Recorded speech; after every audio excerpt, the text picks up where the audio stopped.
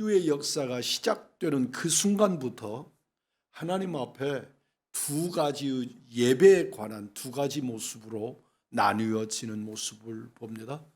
성경은 이것에 대해서 설명하기를 참 예배자와 거짓 예배자로 둘로 나누어서 그들이 드리는 예배 중에서 하나님 앞에서 받으시는 예배가 있고 거절하시는 예배가 있음을 우리에게 보여줍니다.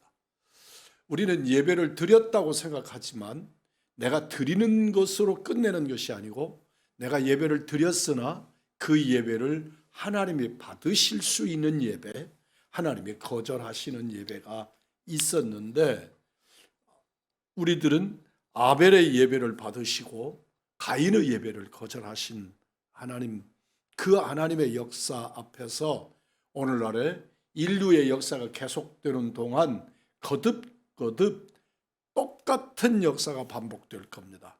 하나님께서 받으시는 예배, 하나님이 거절하시는 예배. 우리가 여기서 전제해야 될 것이 있지요. 우리는 하나님께 예배를 드렸다는 것입니다.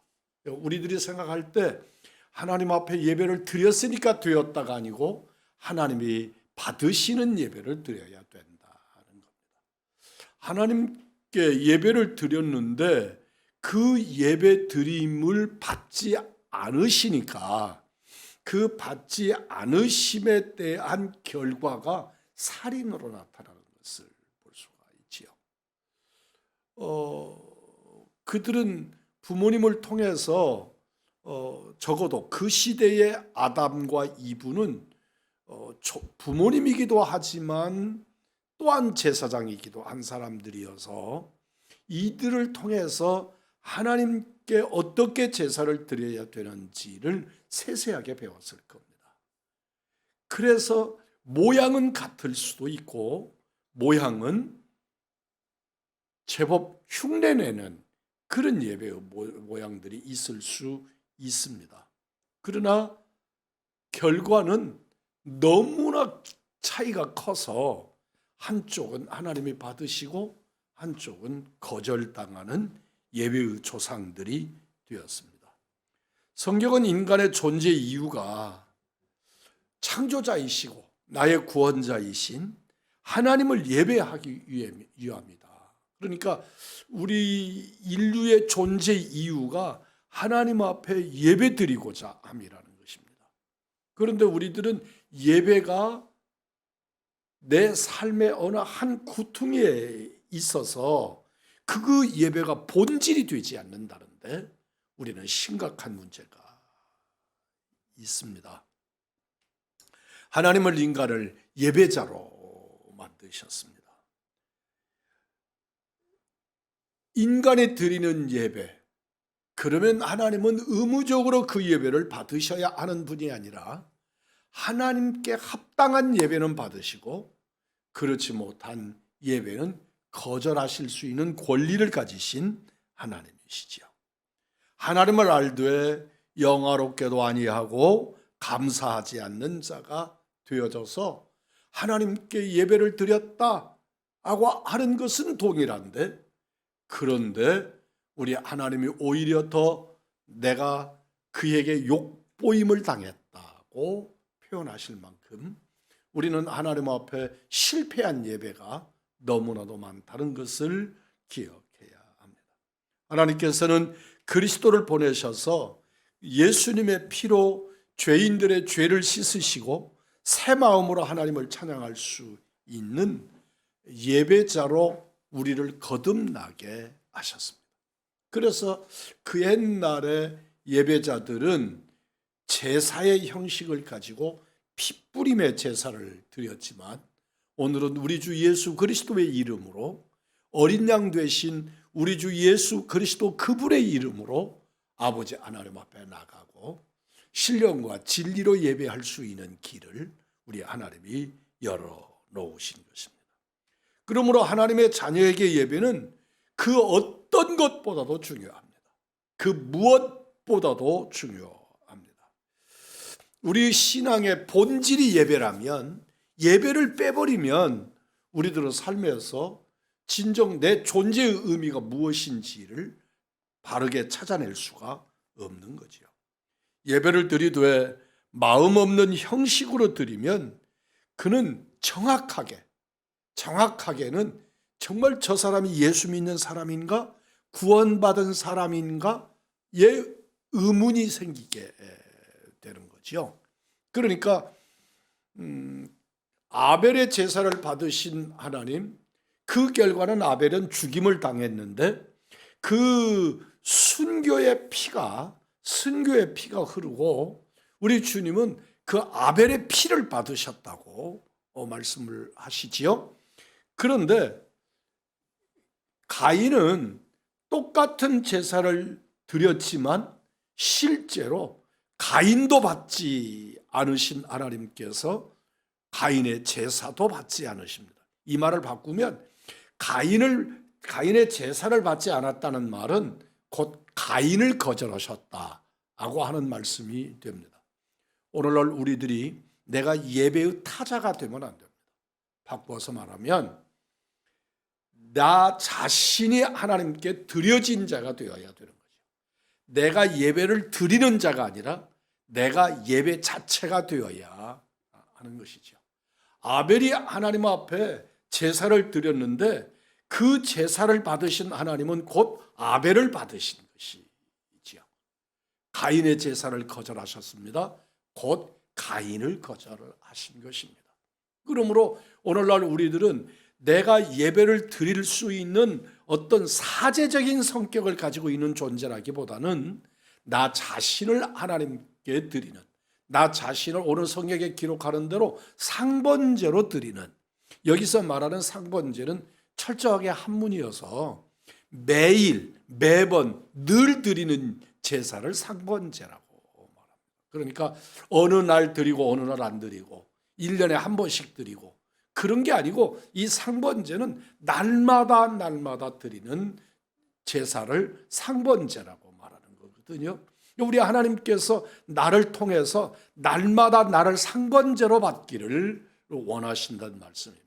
그러니까 우리의 이 개혁주의 신앙을 가지고 있는 우리들은, 오늘날 우리들의 신앙은 하나님의 교회에 와서 이렇게 예배를 드리는 이 공동체적인 예배도 정말로 중요하고 또 그 예배의 본질이 여기서 나오지만 그럼에도 불구하고 우리들이 드리는 예배를 상번제로 우리의 삶 자체가 하나님께 예배가 되어야 된다고 말씀하시는 거죠.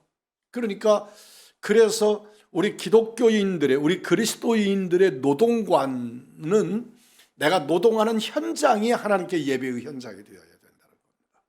그래서 노동 그 자체도 하나님께서 받으실 뿐만 아니라 그래서 우리 기독교 노동관은 그 현장이 예배의 장소다, 예배의 삶이다.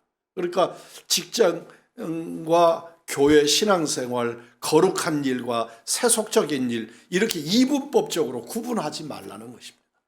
그래서 하나님의 교회 안에서 공동체적인 예배에 성공한 사람들은 나아가서 삶으로 드리는 예배에 또한 성공하는 거죠. 우리 한국교회가 크게 심각하게 문제가 되고 우리가 세월이 가져도 꼭 해결을 해야만 되는 것들, 그 예배의 문제점들 중에 하나가 교회 예배와, 그러니까 이렇게 공동체 예배와 또 삶의 예배를 완전히 독립시키는 거죠. 분리시켜버리는 거죠.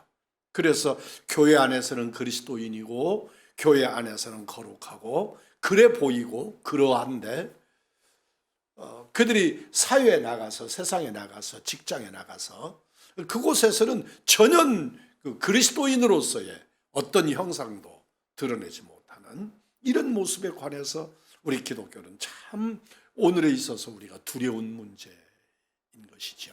그리고 이 공동체 예배 성공한 것의 완성이 삶으로 드리는 예배로 나타나는 것입니다. 우리가 교회 안에서 예배 드리고 순서에 맞추어서, 주학에 맞추어서, 말씀에 근거해서 이렇게 예배를 드린 이 열매를 어디서 열매로 구하느냐 그러면 여러분의 삶의 환경에서, 여러분의 가정에서 하나님의 앞에 열매로, 예배의 열매로 우리는 그걸 구할 수 있다는 것입니다. 우리가 예배를 드리되 형식, 우리의 중심이 빠진 형식적인 예배만 표현을 한다면 가인의 예배가 결단코 실패한 예배가 될 수가 없지요. 가인도 아벨과 동일한 형태의 예배를 드렸고 제사를 드렸는데, 거기서 우리 하나님은 아벨의 제사를 받으시고 가인의 제사를 거절하셨단 말이죠. 그 예배에 실패하니까, 공동체의 예배에 실패하니까 그런 삶의 현장에 가서 살인자로 전락하는 그런 아주 두려운 모습을 발견하게 되죠. 우리가 교회에서 주의 종이 이끄는 예배 인도자로서 이끄는 그 예배에서 여러분이 철저하게 승리하시고 우리 주님께서 받으심직한 우리 주님이 우리를 즐거워하실 수 있는 그런 예배자로 성공을 하실 때, 여러분이 밖에 나가서 회사에서 또는 사업의 현장에서 가정에서 자녀들과 함께 또한 그곳에서 우리는 성공한 예배자로 하나님께 우리의 인생의 열매를 열어드릴 수 있게 될 줄 믿습니다. 우리들이 교회 안에서의 우리의 예배가 실패하면 우리는 가정 안에서 또는 사회에서, 직장에서, 우리가 살고 있는 삶의 현장에서 실패할 수밖에, 예배에 대해 실패할 수밖에 없다는 것이죠. 그래서 우리들은 철저하게 하나님 앞에서 이 공동체 예배 얼마나 중요한지요. 예배는 결코 대신 드릴 수 없는 것입니다. 그러니까 아들 대신 어머니가 드리고 어머니 대신 아들이 대신해서 기도하고 예배 드리고 그럴 수 없다는 것이죠. 오래간만에 저희 어머니 이야기를 한마디 하면 무슨 일이 있었는지는 전 어렸으니까 잘 기억을 못하지만 새벽기도 시간에 예물을 이렇게 다 챙겨가지고 예물을 가지고 가서 교회 강단에다가 이렇게 올려놓고 그리고 출타를 하시는 거예요. 그날 주일날에. 그런데 우리 어머니 마음속에는 주일을 지켰다고 생각을 하시더라고요. 그래서 어머니 그건 그렇게 될 수가 없다. 그런데 저희 어머니 마음속에는 헌금 드리고 또 새벽에 가서 예배 드렸으니까, 기도했으니까 오늘 하나님께서 내가 드린 예배를 받으셨다. 그렇게 생각을 하시더라고요. 그리고 너 더 정성스럽게, 네가 더 정성스럽게 예배를 드리라고 그런 말씀을 하셔서 저희들이 예배를 그렇게 할 수 없는 일이라고 여러 번 말씀드렸던 기억이 있습니다.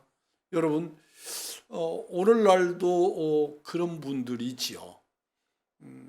아주 제가 어렸을 때 어느 곳에 가서 복음을 전했더니 당신 아들이 전도사님이래요. 아들이. 그런데 당신은 교회를 안 나가는 거예요. 아니 어떻게 아들이 전도사님이신데 어머니가 함께 나가셔서 기도하시고 아들을 위해서 기도도 하시고 더 함께 하셔야지 안 나가십니까? 하고 물었더니 당신이 아들 이렇게 손붙잡고 천국 가면 된다고 그렇게 얘기를 하시더라고요. 그래서 그거 아니라고, 그럴 수 없다고 하는 이야기를, 그런데 내가 엄마인데 어떻게 나를 버리고 저만 천국 가겠냐고 그렇게 그냥 떼쓰듯이 그렇게 말씀을 하시는 어머니를 본 적이 있거든요. 여러분, 절대로 그 어떤 것은 모르겠습니다만 하나님 앞에 구원의 문제는 자신의 문제이지 그건 어머니가 나를 대신할 수 없고 자식이 부모를 대신할 수 없습니다. 그러므로 철저하게 한 영혼 한 영혼을 구원해야 하고 하나님 앞에 예배를 드리는데 내가 우리 집 대표로 예배 드리러 왔다고 말하는 그것 또한 할 수가 없는 일이지요. 하나님 앞에 하나님과 나의 1대1의 그 거룩한 관계가 언제든지 절대적으로 세워져야 한다는 것을 기억하시기를 바랍니다. 저지난번에 금요일 날 우리 부목사님이 말씀을 증거하면서 예배를 본다고 하는 말에 관해서 그 여러 가지 의미의 말들을 설명을 하더라고요. 옳은 말씀이에요. 예배를 본다고 하는 이 말 속에는, 본다는 말 속에는 굉장히 많은 우리 조선 사람들은 본다는 말 속에 아주 어마어마한 뜻들을 다 가지고 있어요. 그럼에도 불구하고 우리가 예배는 따라서 해보십시다. 예배는 보는 것이 아니라 드리는 것이다. 잊지 않기를 바랍니다. 그래서 우리의 말도 좀 고쳤으면 좋겠습니다. 이제는 예배 본다, 예배 보러 가자 그렇게 하는 분들이 안 많습니다만은 그래도 그럼에도 불구하고 우리는 하나님 앞에 예배를 드리는 자가 되시기를 주님의 이름으로 축복합니다. 이 본다는 말 속에는 드린다는 의미도 다 들어있어요, 사실은. 그래서 여러분들 본다 그럴 때 내가 우리 며느리를 보았다고 하는 말은 며느리 얼굴 가서 보았다 그 말이 아니지요. 맞아들였다 그 말이지요. 그런 의미입니다. 본다고 하는 말 속에는 그런 의미도 있어요. 그런데 실제 현대적인 관점에서 본다 그러면 눈으로 보는 것을 말해요. 영화를 본다, 경치를 본다 그런 것처럼 이 눈으로 보는 것을 의미하기 때문에 하나님의 예배를 타의적으로 이해하게 된단 말이죠. 예배 드리는 모습을 보는, 예배를 구경하는 그런 의미로 더 강력하게 보이기 때문에 우리는 본다고 말하지 않고 예배를 드린다고 말하는 것이 옳다 그런 말입니다. 예배는 하나님께 드리는 것인데 분위기나 형식, 사람의 관심을 두기 때문에 본다고 하는 표현을 쓰게 되는 것이죠. 이 예배 중에서 결단코 무시할 수 없는 것, 뺄 수 없는 것, 이렇게 이번에는 좀 지우고 갑시다. 그럴 수 없는 것, 그것이 설교지요. 그런데 기억하실 것은 설교만이 예배가 아니다 하는 것을 잊지 않기를 바랍니다. 그래서 그 옛날에 이렇게 주일날 열심히 장사를 하다가 설교 시간 딱 계산을 해서 그 시간에 달려와가지고 말씀 듣고 설교 끝나면 장사하러 이렇게 달려가는 이분들의 머릿속에는 설교가 예배라고 생각을 했던 거죠. 그런데 설교도 예배지만 설교만 예배인 것은 아니다. 따라서 한번 해봅시다. 찬송, 기도, 헌금 다 예배인 줄 믿습니다. 하나하나가 다 예배란 말입니다. 그러니까 내가 기도 대표자가 됐어요. 대표 기도자가 됐어요. 나는 정말 엄청난 예배를 인도하는 사람이라는 것을 잊으면 안 되죠. 그러니까 난 못해, 기도 못해. 그러니까 다른 사람이 좀 해. 이러면 안 되는 거죠. 아까도 말씀드렸죠. 예배는 대신 드릴 수 없는 것이다. 순서도 대신 맡을 수가 없지요. 요사이 제가 큰 고민하는 것 중에 이 일을 아예 그렇게 그냥 틀 갖춰가면서 이럴 필요가 없이 아예 그냥 고정으로 꽂아서 일을 해야 할까 생각하는 것이 뭐냐면 헌금인도. 우리 교회 헌금인도가 그래요. 헌금 순서자들이 이게 너무 깊은 매너리즘에 빠져가지고 그냥 예배 순서 아닌 것으로 생각하는 것 같아요. 그래서 안 와도 그만, 또 순서 담당자들이 늦게 와가지고 늘 그 예복 이 사람 저 사람이 바꿔 입어가면서 그 헌금 순서자들이 정해진 바대로 행하지 않는 그런 모습을 보여요. 아주 하나님 앞에 죄송스럽고, 요사이 이제 제가 황 목사가 여러분 담임 목사가 아주 도를 닦았어. 도가 텄어. 그래서 이렇게 해도 웃고 저래도 웃고 그냥 혹시 그 어떤 일로 인해서 다른 성도들이 마음 상하지 않도록 하려고 애를 쓰는데 하나님 앞에서는 정말 죄송스럽게 이럴 때가 없어요. 이건 정말 하나님 앞에 죄스럽다. 다른 것은 그래도 잘 지켜져 가고 있는데 헌금 담당자들이 그걸 그렇게 함부로, 정말 제 눈에는 함부로 하는 것으로 보여요. 그래서 하나님 앞에서 이건 이러면 안 된다. 근데 그들이 잘 기억하지 못하는 게 있는 거예요. 내가 정말 예배의 한 부분, 그리고 예배를 주관하고 있다는, 하나님 앞에 헌금 인도자는 그 순서에 그 헌금 예배를 자기가 이끌고 있다는 것을 모르는 거죠. 그래서 설교자는 중요하고 강단에 올라서 기도하는 대표 기도는 중요한데, 그리고 하나님의 거룩하심을 찬양하는 찬양대는 중요한데, 헌금 순서는 내가 못하면 다른 사람이 예복 입고 나가면 되는 것, 그렇게 생각한단 말이에요. 그러니까 하나님께 드리는 예배 순서 하나하나가 정말 이 뒤에서 땀을 흘리면서 감당할 경외스러운 순서들인데, 우리들은 설교만 예배라고 생각하는 착각들이 있기 때문에 그렇게 함부로 되어질 수 있습니다. 우리 교회 몇 주 지금 나오시는 분이 우리 교회를 처음 오셨을 때 제가 어떻게 오셨냐고 여쭈었고, 그랬더니 이분이 나오셔서 저에게 어느 교단이냐고 저한테 물었어요. 우왕중앙교회는 어느 교단에 속합니까? 그래서 저 대한예수교장로의 개혁 총회에 속해 있다. 그러니까 개혁 총회를 못 알아들어요. 뭐 그럴 수 있어요. 그런데 그 머릿속에는 그 옛날에 우리가 어렸을 때 그랬어요.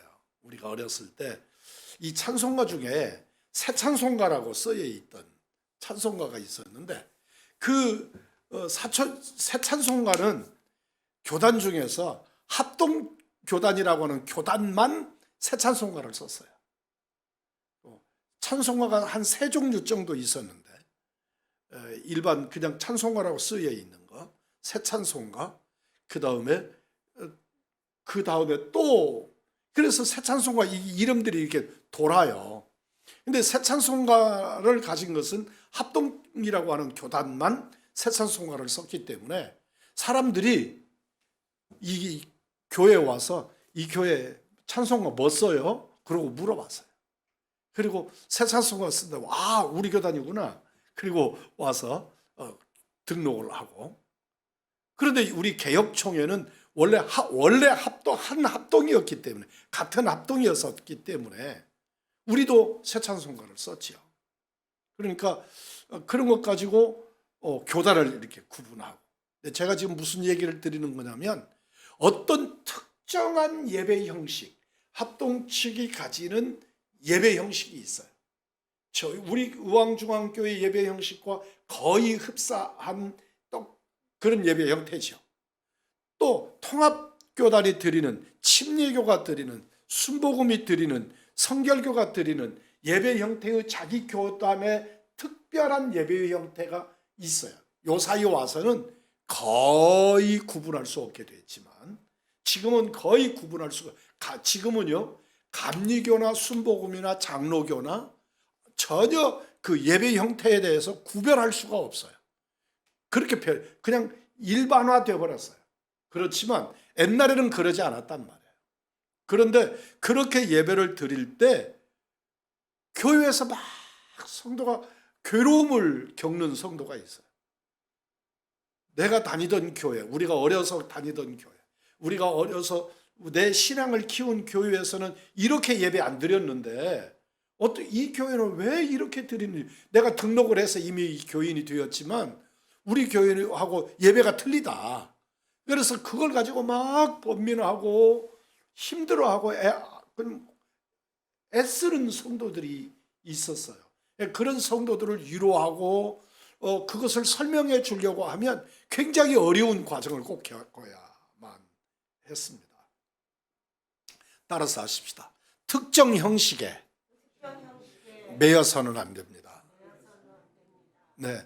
왜 그러느냐 그러면 성경에는 예배의 요소가 있어요. 하나님의 말씀 들어라, 기도해라, 하나님께 예물을 드려라, 그렇게 찬양 드려라, 이렇게 기본적인 예배의 구조가 있어요. 그런데 그 예배의 형태는 어떻게 일어나느냐면 우리 의왕중앙교회는 제가 중요하게 여기는 거, 담임 목사가 중요하게 여기는 게 뭐냐면 예배를 드리기, 그러니까 하나님의 말씀을 듣기 전에 말씀을 듣고 은혜 받았어요. 그리고 하나님께 헌금을 드리는 게 아니고 하나님께 먼저 예물을 드리고 말씀을 받는 것이 원칙이다, 원리다. 그래서 설교 전에 예물을 드려요. 그런데 어떤 교회는 말씀 끝나고 말씀의 은혜를 받고 그리고 예물을 구별해서 드린다. 요 순서가 바뀌는 거예요. 어떤 교회는, 저도 우리 의왕중앙교회도 꽤 오랫동안 그랬어요. 광고를 미리 하는 거예요. 설교 전에 광고를 하고 그리고 하나님의 말씀을 증거하고 그 받은 말씀을, 은혜 받은 가슴을 가지고 세상으로 나가셔야 합니다. 그렇게 보내는, 그래서 축도해서 내보내는. 그런데 그렇게 하면 설교가 너무 늦게 끝나는 일이 생기는 거예요. 그래서 말씀을 먼저 증거하고, 그래서 설교에 정한 시간만큼 말씀을 증거하고 그 다음에 교회 소식을 전해서 축도하고 내보내는 이것에 대해서 우리 교회, 제가 다니던 교회는 말씀 끝나고 헌금했는데 왜 이 교회는 설교 전에 헌금해요? 이게 막 갈등이 일어나서 힘이 드는 거예요. 그게 아무것도 아닌 것 같은데도 실제로 중요한 거예요. 그런데 기억을 하실 것은 어떤 특정한 형식만 옳은 거고 어떤 것은 틀린 거다, 그렇지 않다는 거예요. 하나님께 드리는 예배는 요소가 있다. 중요한 예배의 중점 요소들이 있어요. 그 요소를 담임 목사님이 어떻게 배치시키느냐의 차이이지, 그것이 앞에 있느냐 뒤에 있느냐, 뒤에 있느냐 앞에 있느냐, 이것 때문에 예배가 성공하는 예배가 되고 실패한 예배가 되는 것이 아니다. 그러니까 특정한 형식에 매여서 그것 때문에 막 번민하고 예배 시간 내내 성질나고 그러지 말라는 거예요. 그 어떤 순서가 어떻게 진행이 되어도 그리고 실제로요, 어떤 때는 주의 종이 이렇게 말씀을 하나하나 다 설명하지 않아요. 설교하지 않아요. 성경 말씀 읽고 찬양만 드리고 예배를 마칠 수도 있어요. 우리가 하나님 앞에, 그리고 성경에 나타나는 예배 중에 대표적인 예배 중에는요, 시편의 말씀만 낭송하고, 이게 시편이 다 노래잖아요. 찬송이잖아요. 그러니까 시편만 낭송을 하고 그 다음에 축도하고 말씀을 마치는 거예요. 그런데 그런 것에 대해서 막 아파하고 힘들어하고 그러지 말라는 거예요. 어떤 특정한 형식에 매여서 이건 옳고 이건 틀린 게 아니고 우리는 어느 것을 더 중요시 여길 때, 선교 헌신 예배를 드릴 때는 선교에 관한 것이 중점이 되듯이, 우리는 찬양 예배를 드리면 찬양이 중점이 되듯이 우리는 그렇게 어떤 형식, 어느 딱 정해져 있는 고정관념에 매이지 말라는 것을 말씀을 드립니다. 우리는 아무리 오랜 전통의 예배라도 하나님께 드리는데 유용하지 않은 순서는 가감하게 뺄 수 있고, 또 오늘의 이 시대에 하나님을 찬양할 수 있는 어떤 특정한 요소를 찾으면, 예를 들어서 그 옛날에는 아예 있지도 않았지만 오늘날에는 영상이라고 하는 재료가 있잖아요. 그런 영상이라고 하는 자료를 통해서 하나님 앞에 영광을 돌릴 수 있으면, 여기 가까운 어느 교회는 영화를, 예배 시간에 영화를 틀어요. 그런데 그 영화를 전체를 다 틀어주는 것이 아니고 그 어느 한 장면을 잘라서 은혜 될 수 있는 장면을 이렇게 설교 중에 띄워주고 그 부분을 가지고 은혜 받게 만들기도 하고. 근데 이 교회는 뭐 이딴 게 있어, 예배 시간에 무슨 영화를 다 틀어, 막 이렇게, 그렇게 고정된 관념으로 그러지 말아라. 모든 것을 합력해서 하나님께 영광이 되면 그것은 하나님께 드려지는 예배가 될 수 있다는 거죠. 한 가지만 말씀을 더 드리고 끝을 내려고 생각합니다. 우리는 하나님 앞에 예배를 드릴 때 예배자는 예배 시간에 갖는 기본적인 예절이 있거든요. 어디든지 가면 예절이 있잖아요. 그 예절이 있는데 제가 우리 교회 성도들에게는 이걸 꼭 주일날 광고 시간을 통해서라도 예절을 가르치고 싶은 것이 있어요. 그건 우리 교회 식구들이 예배에 대해서 굉장히 정중합니다. 정중하고 예배 태도가 좋아요. 이뻐요. 이에 반해서 예배를 마치면 예배 집례자들보다 먼저 나가는 사람들이 있어요. 물론 특별한 경우에 목사가 예배를 길게 이끌었어. 그래서 12시 10분까지는 양해를 해주는데 넘어가면 곤란하다. 나 다음 약속, 누군가 약속 있다. 이래가지고 그래서도 안 되지만, 주일날 그런 약속 해도 되지 안 되지만 설교자보다 먼저 나가버려요. 그런데 특별한 경우에, 여러분들 이런 경우 있잖아요. 특별히 우리 고건사님 시댁에 가시잖아. 시댁에 가셔서 주일날 부모님 생신 때 이런 데 시댁 가서 예배 드리잖아요. 그런데 나는 그 교회 교인이 아니야. 그러니까 예배 드리고 목사님 만나면 또 어느 교회에서 와서, 이제 그쪽에서도 다 아시겠지만 네 집 며느리고 네 집 큰 며느리고 이런 거 다 알겠지만, 이제 그래도 어디서 뭐 우리 동네 이사 오셨어요, 어떻게 우리 교회 오셨어요, 이런 소리 구찬하고 또 구구하게 설명하기가 난해하다 생각하니까 축도 끝나기 전에 도망가 버린다든지, 축도 끝나고 목사보다 앞서서 나가서, 절대로 그러면 안 돼. 그건 아주 예의가 없는 거다. 예배의의가 없는 거다. 그러니까 예배 마치고 목사님 정중하게, 예배 인도자잖아요. 주님 앞에 나를 예배로 이끌어 준 사람이잖아요. 그러니까 정중하게, 그리고 목사님이 생각할 때 누군가 궁금하지 않도록 그 자리에 서서 정중하게 인사하고, 저는 어디 교회 다니고 있는 누구누구인데 우리 시댁이 여기여서 집안 대사가 있어서 와서 우리 모교회, 내 남편의 모교회라 이곳에 와서 예배 드리고 갑니다. 은혜 받았습니다. 감사합니다. 그렇게 해야 된다는 거예요. 그냥 요 사이는 뭐 그냥 내뺀다 그러잖아요. 예배 마치기. 철저하게 예절을 갖추라. 예배 예절이 있다 하는 것을 잊지 않기를 바랍니다. 말씀을 마칩니다. 하나님을 향한 뜨거움을 좀 더 표현하기 원합니다. 어떤 예배 형식에 우월하지 않습니다. 형식에 관계없이 모든 예배는 본질적으로 그 대상과 목적과 본질이 동일하기 때문에, 내 아버지 하나님께 예배 드리는 것이기 때문에 아주 중요합니다. 하나님이 받지 않는 예배는 수천 번 드려도 의미가 없습니다. 저는 생각합니다. 오늘날 우리는 모두가 다 돈으로 계산하잖아요. 아벨이 드린 제사는 돈이 얼마쯤 들었을까? 가인이 드린 제사는 돈이 얼마쯤 들었을까? 오히려 가인이 더 많은 돈을 드렸을 수도 있다.